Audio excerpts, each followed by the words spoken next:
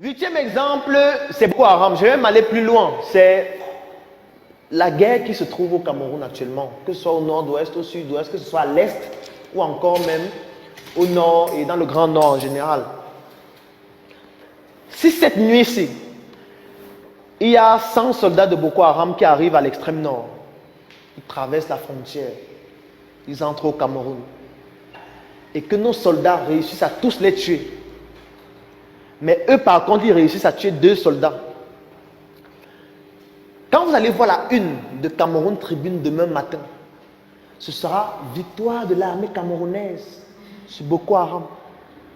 100 soldats abattus en une nuit. Si par contre vous regardez France 24, vous allez voir une information en rouge qui stipule en bas que Boko Haram vient de tuer 2 soldats camerounais. Alors ça ne veut absolument pas dire la même chose. Et c'est pour ça que vous devez comprendre l'intelligence économique. Parce que Cameroun Tribune, c'est un média camerounais qui a pour but de valoriser les intérêts du Cameroun.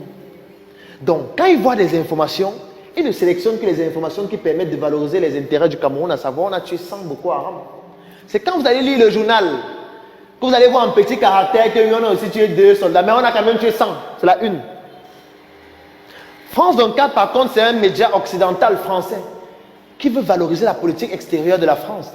Donc, quand ils présentent une information selon laquelle on a tué 2 soldats camerounais, la semaine passée, on avait tué 5. Le mois passé, on avait égorgé tout un village. Cet ensemble d'informations tend à expliquer que le Cameroun est en train de souffrir dans la guerre. Cet ensemble d'informations va faire en sorte que les Camerounais de la diaspora vont se dire que le Cameroun est en feu. Il faut qu'on ne rentre plus, qu'on reste ici. Cette information tend à expliquer que, comme le Cameroun a des difficultés avec Boko Haram, il faut qu'on les aide. Il faut qu'on envoie les ONG. Il faut qu'on envoie notre armée les aider à déminer. Il faut qu'on envoie de la nourriture parce qu'ils n'arrivent pas à manger. C'est le but de cette information. Et il y a une fois une scène qui s'est produite à l'extrême nord. Boko Haram, ils sont arrivés dans un village, ils ont égorgé tout le village. Et l'armée est venue pratiquement 2 heures de temps après. Il n'y a qu'une seule chose qui puisse permettre qu'un truc comme ça se réalise. C'est l'intelligence économique. Parce que la question que vous devez vous poser, c'est quelles sont les personnes qui connaissent toutes les positions géographiques de l'armée à l'extrême nord? Ce sont les qui? Ce sont les ONG. Il n'y a que les ONG. D'abord, pourquoi les ONG sont seulement là-bas?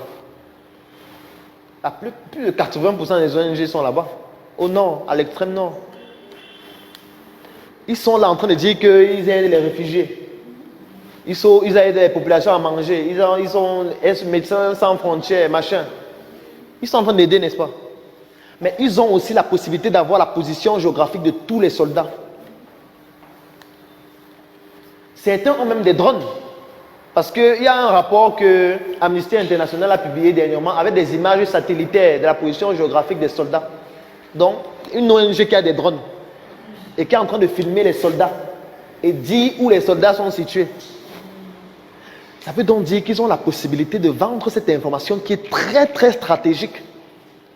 À savoir, si vous allez dans tel endroit, ils ne peuvent pas venir avant au moins 4 heures de temps.